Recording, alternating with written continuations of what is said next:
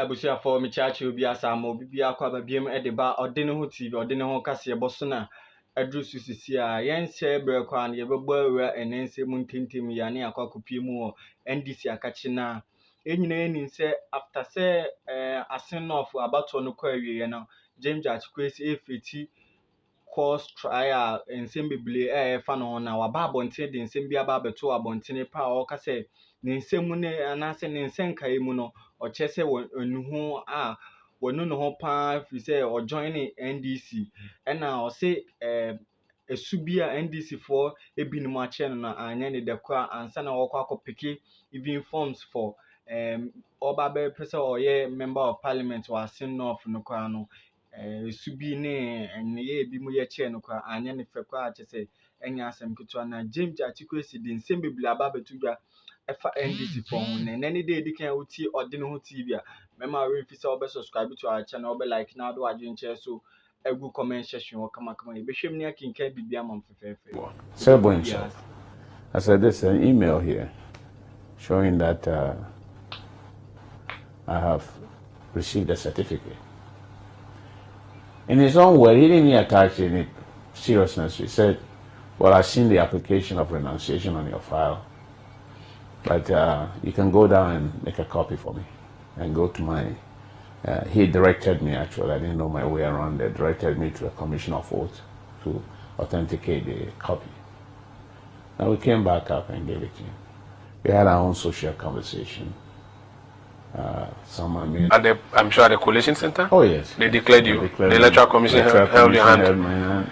We came, you know, and said that this is the victorious guy. Did you do a victory party? We did. They poured powder on you. I think so, yeah. They shed some powder on me. You had some party and yes, all of those things. Yeah. So that was December 7th. December 7th. A month before the swearing in. Between that period, what happened? Between the December 7th and January 6th?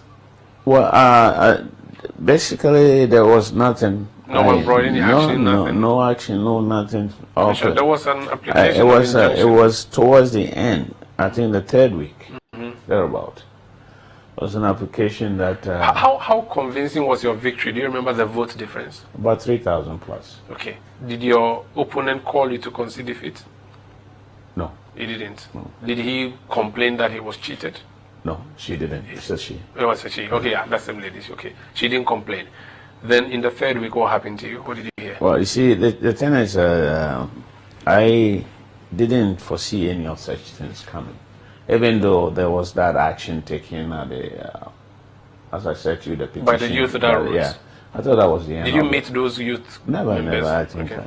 The way I was later told the youth name were just used as because I was very much affected with the youth. Okay. So somebody thought wise that if we use the youth, then they will say after all the youth that's not on his side. Right? Okay. But my winning actually 2020 came because of the youth.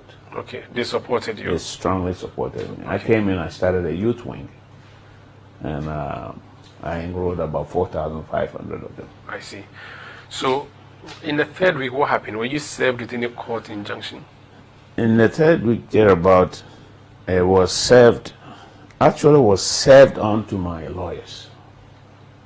You know, and they said what? That you were not validly elected. Yes, and that they were challenging my elections, and so they will put an injunction. Yeah, it was served as an injunction on mine, and so they wanted to injunct mine. They arranged that in court. It was a quick action. I don't think you know, that same entire process. Never had a day in court myself. Never had a chance. The trial judge never called me as a witness or anything, even once, which my lawyers were demanding. It could be ex parte, so maybe. Yeah. So anyway, so the motion was moved, and the High Court judge agreed. Agreed with them. With them. Which means you should not go to Parliament. You should not go to Parliament.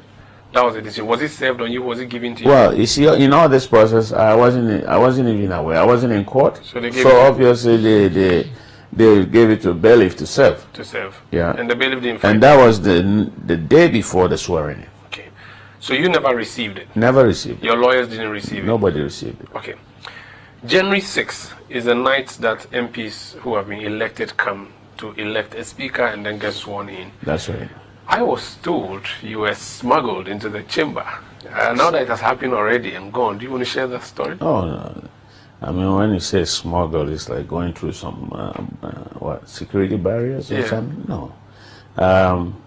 I think if anybody did mention, I won't use the word smuggled.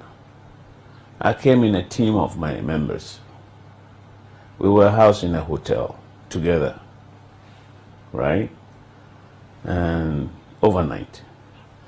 And so we decided that we'll come together.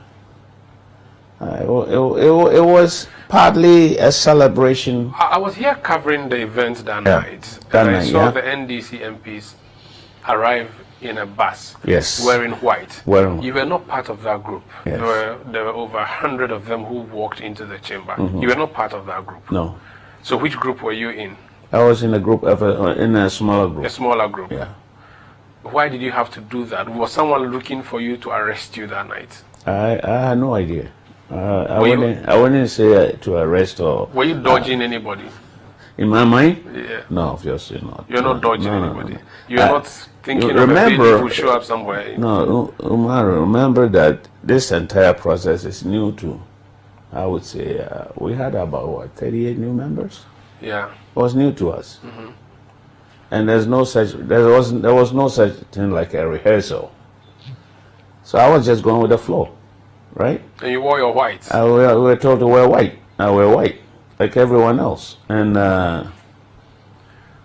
people were designated or assigned to groups that to move along. A small. Did any person, security person or otherwise, try to stop you from entering the chamber? No. Nobody stopped you. When you entered and took your seat, did anyone try to uproot you from that seat? Well, it was during the process where they were talking, as you said, there was a controversy about this injunction, and he was served and he wasn't served, and the clerk tried to, hold the view that he received the service, and we challenged the time he received the service, and finally he gave up and said he didn't actually receive it. And so the bottom line is